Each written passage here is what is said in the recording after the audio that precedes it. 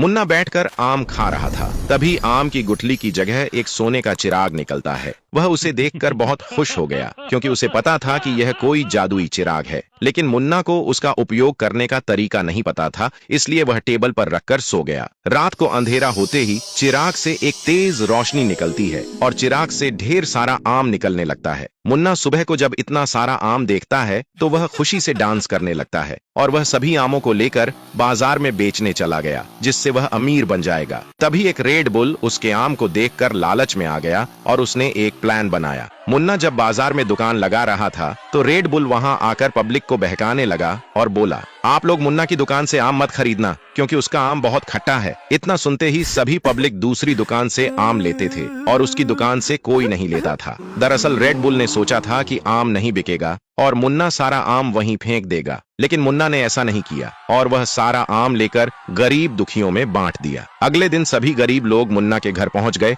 और उससे और भी आम मांगने लगे। फिर मुन्ना ने सोचा, आम तो अब बिकेगा नहीं, लेकिन कम से कम गरीबों का पेट तो भर सकता हूँ। यह सोचकर उसने चिराग को टेबल पर रखकर अंधेरा किया और ढेर सारा आम निकाल लिया। फिर सभी गरीब खूब मजे से आम खाए और सबका पेट भर गया और फिर घर चले गए। लेकिन एक दिन मौसम खराब हो गया और 1 महीने तक अंधेरा रहा, क्योंकि धूप नहीं निकली। और पूरे 1 महीने तक अंधेरा होने के कारण चिराग से ढेर सारा आम निकल गया था, जिससे मुन्ना का पूरा घर आम से भर गया था और चारों तरफ आम ही आम हो गया। मुन्ना सभी आमों को गरीबों में ठेला भरकर आम बांट दिया, जिससे वे दुकान लगा सके। उसके बाद सभी गरीब लोग मिलकर एक फल मार्केट में आम बेचकर बहुत अमीर हो गए और सभी गरीब अब गरीब नहीं रहे, बल्कि अच्छे अच्छे बंगले और गाड़ी खरीद लिए। लेकिन मुन्ना अभी भी गरीब था, क्योंकि रेड बुल के कहने से उसका आम कोई नहीं खरीदता था। एक दिन मुन्ना के गांव में तेज बारिश हो गई और गांव का हर घर टूटकर बह गया और पूरे गांव का खाने का राशन पानी के साथ बह गया और लोग भूख से तड़पने लगे।